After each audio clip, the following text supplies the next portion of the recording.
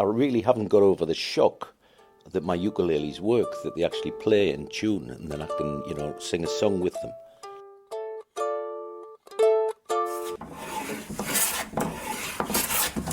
My name's Rod Arthur, and I make ukuleles.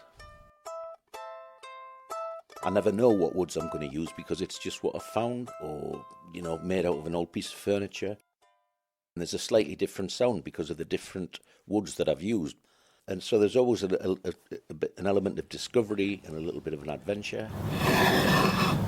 And I love it.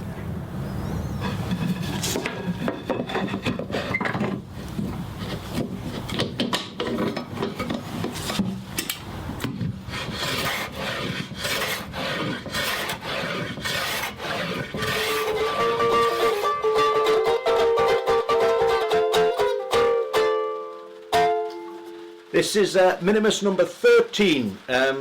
The oak on the back came from this very nice linen fold panel, which is from an old wardrobe that I found in a shop.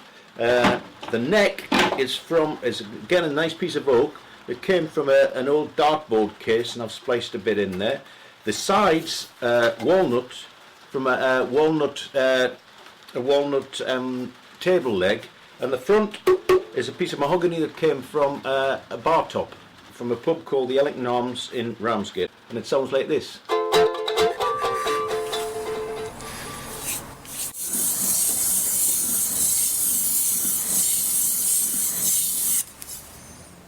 I mean, I like my tools to be Star Wars sharp, I call it, because when they cut through the wood they sort of go whoosh. I don't know, there's something so pleasing in using sharp tools to cut through a nice hardwood and get a nice finish on it. Every uke I make is made of reclaimed wood. Where that wood came from, be it a banister rail, and you don't know how many hands or whose hands or what colour were the hands that have run up and down, or who's slid down it on their bum. There's a story there, and I like to think that's built into the uke. I found some nice mahogany, an old drawer, on an unlit bonfire in Pembrokeshire, in West Wales. I would like to know what was kept in the drawer. Did they keep their shirts in it? Was it what they call in Sheffield the rammel drawer, where you just chuck any old junk? I don't know, but things like that interest me.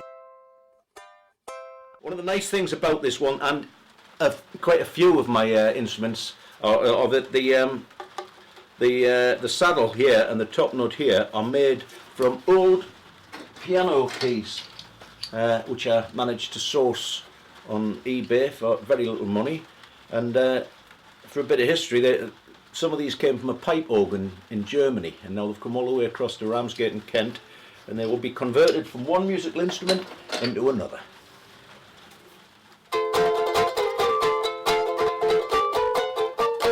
Oh, that's if you can call that music. Right, let's start again.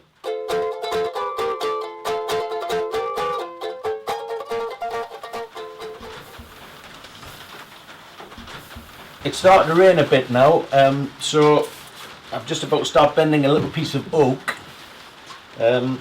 round the old bending iron. Just very gently bending this oak around the bending iron to fit the mould here, the jig, and you just take it a little bit at a time until eventually it'll start to fit your jig.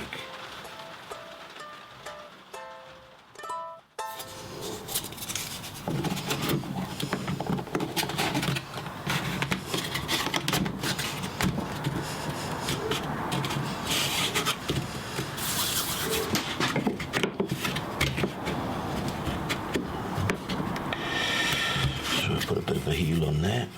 Yeah, we'll be right.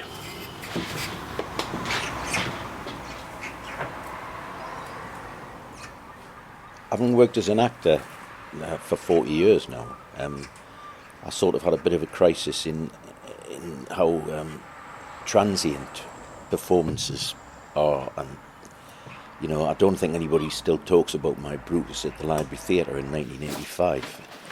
Probably because it was rubbish, but it's probably a bit of a blessing. I felt I wanted to make something more tangible. So if I made a table, that would still be here long after I'm gone, I hope, if I'd made it well enough. And that sort of still applies to my ukes. I like the thought that I've made these little instruments and people do want to buy them occasionally, and they've got my name on the inside.